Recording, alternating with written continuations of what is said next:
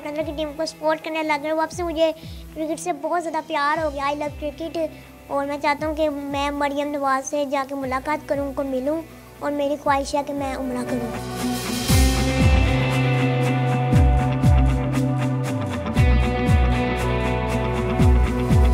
मैं ये अपील करना चाहता हूँ कि मेरे बच्चे के लिए कोई स्पेशल फ़ंड वगैरह लगाएं और दूसरा मुझे इलेक्ट्रिकल व्हील चेयर की ज़रूरत है बच्चे को बाहर लेके आने जाने के लिए। तो इस वजह से मेरी ये अपील है वज़ीर-ए-आज़म से और जनरल आर्मी चीफ साहब से कि मेरी भी हेल्प कीजिए।